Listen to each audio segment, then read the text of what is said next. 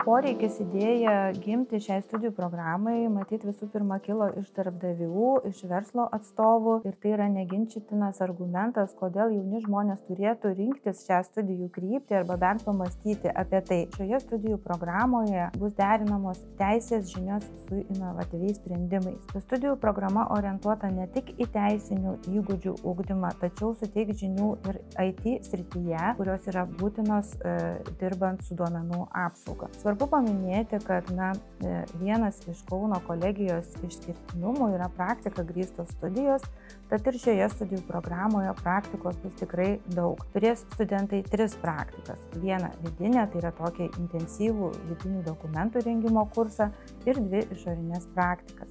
Taip pat svarbu pažymėti, kad teisės studijų programoje susijusi su duomenų apsauga taip pat dėstys dėstytojai praktikai, tai yra advokatai, teisėjai, tyrėjai ir žinoma duomenų apsaugos ekspertai. Teisės ir duomenų apsaugos specialistai, dar teisiškai vadinami duomenų apsaugos pareigūnai, turi didelę reikšmę įmonėse, organizacijose, nes didelė įstatyminė bazė, tai jau galiojantis asmens duomenų apsaugos reglamentas ir kiti ES teisės aktai, didėjanti teismų praktika, institucijų išaiškinimas reikalauja daug žinių, kad juos suprasti ir tinkamai pritaikyti įmonės. Taip pat asmens duomenų apsaugos kuriama politika, kur būtent šis asmuo ją ir padeda sukurti įmonėse, kelia konkurencinį pranašumą, palyginant su kitom įmonėm, kurių to nėra. Nes tiekėjai dažnu atveju klausia, ar asmens duomenų apsaugos politika įgyvendinama, kaip įgyvendinama. Tai stiprus ir didelis įrankis turėti įmonėms.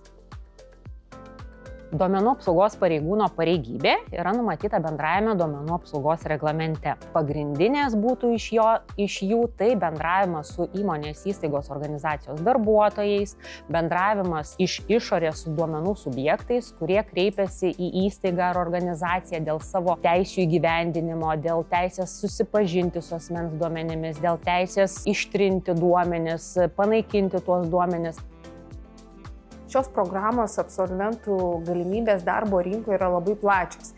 Pirmiausiai, nėra jų daug rinkoje ir asmens duomenų apsauga visuomenėje, tiek fiziniams asmenims, tiek tarp juridinių asmenų, jinai labai yra didelė ir turi didelę reikšmę. Todėl įsidarbinti yra galima labai plačiai visur. Tai pirmiausiai, tiek valstybinėme sektoriuje yra aktualu turėti tokius specialistus, privačiame sektoriuje, advokatų kontorose, tiek įmonėse, kurios teikia tokią paslaugas kitiems klientams.